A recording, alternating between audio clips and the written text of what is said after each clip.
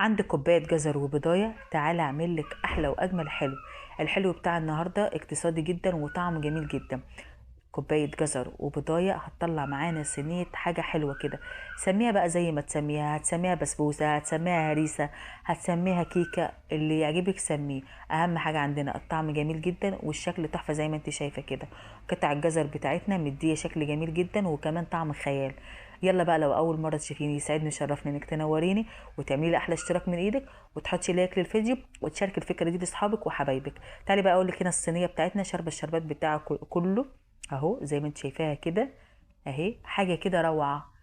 روعه، كلمه روعه قليله يا جماعه. يلا بينا نخش في المقادير وبلاش رغي كتير، ويلا بينا نسمي بالله ونصلي على الرسول وندخل مع بعض في المقادير اللي مش موجوده، يعتبر مش مقادير اصلا. انا هنا عندي بضايه واحده، بضايه وكيس فانيليا ده اساسي مع بعض الفانيليا. كوبايه جزر بشرتها بالمبشره. كوبايه لبن. كوبايه الا ربع زيت. ربع كوبايه سكر. ربع كوبايه سكر ليه؟ لان النهارده هنعملها بشربات، فالشربات بتاعنا لو حطينا هنا سكر كمان هتبقى تقيله، فخلينا هنا السكر بتاعنا نحطه في الشربات. هنحط هنا البيضه بتاعتنا بس يكون حجمها كبير، وكمان هنحط معاها كيس الفانيليا بتاعتنا عشان زفرة البيض. هاتي بقى المضرب بتاعك، طبعا لو عندك خلاط بيكون اسهل واسرع. الخلاط بتاعنا بيسهل علينا كتير. حطي بقى انزلي بالحبه السكر بتوعنا واضربيهم مع بعض كده.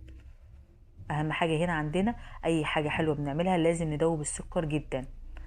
طبعا هنا حطيت نص معلقه خل عشان زفاره البيض برضو، اطمن اللي هو زفاره البيض بتاعتي ما تكونش موجوده. الخل يا جماعه جميل جدا وتحفه في الحلويات، ما بيخليش ريحه البيض نهائي، وكمان بيخليها هشه وجميله جدا. لازم تقلبي كويس السكر بتاعنا ويكون ناعم جدا زي الخلاط بالظبط. تمام. كوبايه لبن، لبن عادي جدا، اي نوع لبن عندك حطيه.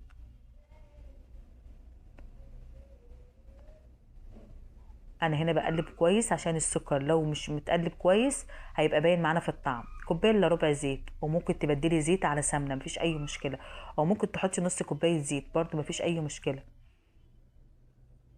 قلبنا كل المقادير بتاعتنا. خلاص هننزل بكوبايه الجزر. الجزر دوت انا غسلتها وبعد كده عملتها بالمبشره بتاعت البيت اللي هي المبشره العاديه دي.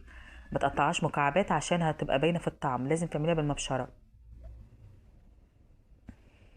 قلبنا المقادير بتاعتنا تمام، هركنها بقى على جنب كده. وتعالي بقى في المواد الجافه بتاعتنا. انا هنا جبت طبق تاني وحطيت فيه زي ما انت شايفه كده سميد. ده سميد ناعم.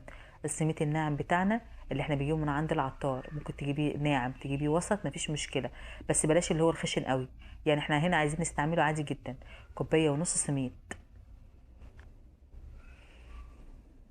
هجيب هنا مصفى عشان هستعمل نفس الكوبايه ونص سميد، هي نفس الكوبايه اللي عايرت بيها دقيق. ولازم هنا الخطوه المهمه دي انك لازم تعملي الدقيق بتاعنا بالمصفى كده او تنخليه باي حاجه. اهم حاجه عشان تدخلي فيه الهواء عشان ما تطلعش معانا مكتومه من جوه. ذره ملح. يبقى هنا كوبايه ونص سميد، كوبايه ونص دقيق، ذره ملح، كيس بيكنج باودر، باكو كده كامل بيكنج باودر. هنقلبهم بقى كده خلاص تقليبه كويسه. دي بقى كل المقادير بتاعتنا. بس بقى المقادير بتاعتنا اقتصاديه وسهله. طبعا زي ما انتوا عارفين انا بعمل حاجات اقتصاديه وعلى قد الايد عشان اول ما تشوفيها حاجتك تكون موجوده في البيت تقومي تعمليها على طول. هنزل بقى بالمكونات بتاعتي هنا كلها كده. المكونات بتاعتي كانت مظبوطه جدا على قد المقادير اللي انا حطاها، يعني ما احتاجتش سوائل كتير نهائي. الحجم السمك اللي انا عايزاه هو السمك اللي انا وصلت له. هقلب كده كويس. تمام. انا هنا ما بعجنش. لازم يا جماعه طالما في سميد ما يتعجنش عشان ما تطلعيش الماده اللي في السميد بتاعنا، وكمان تبقى محجره معاكي.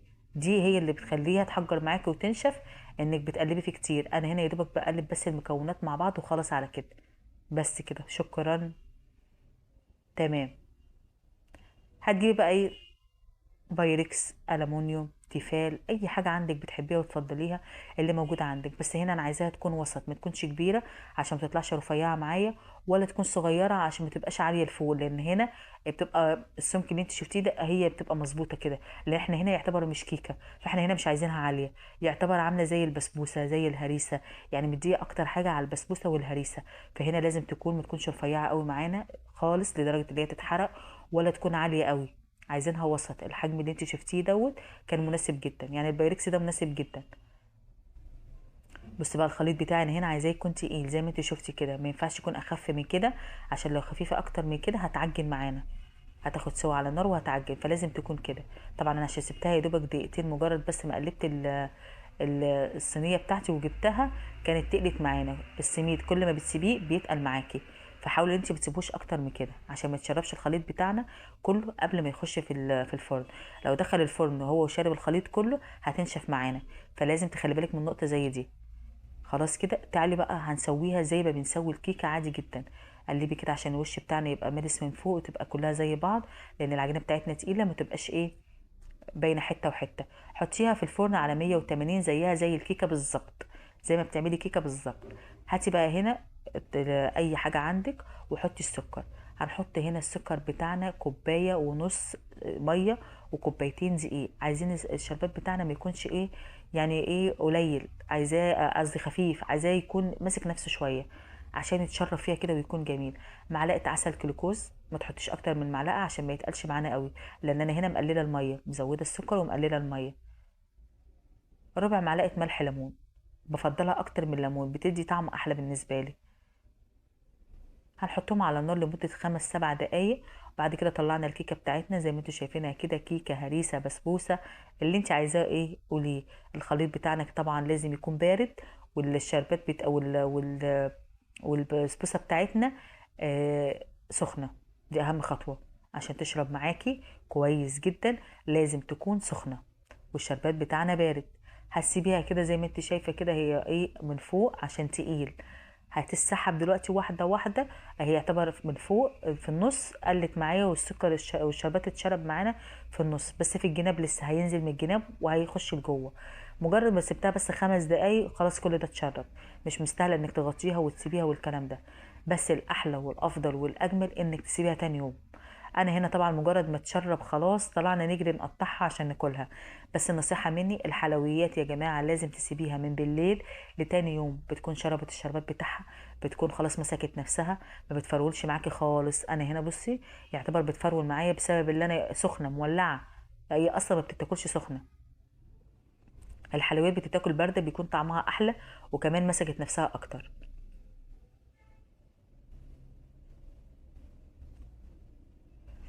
بصي طالعه معانا وزي الفل ازاي.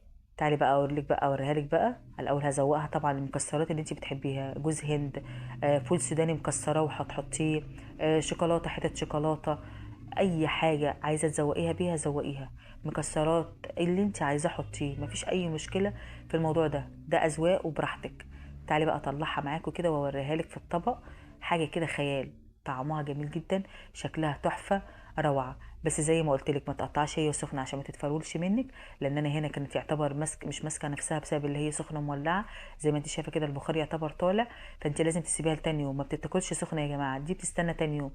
بس احنا عندنا ما بنسيبش حاجه لتاني يوم، لازم في ساعتها يلا خلص. تعالي بقى هنا الشربات بتاعنا كده زي ما انت شايفه، الشربات كله متشرب كده وحاجه تحفه اهي. يلا بقى حطي لاختك حبيبتك احلى لايك. باي باي.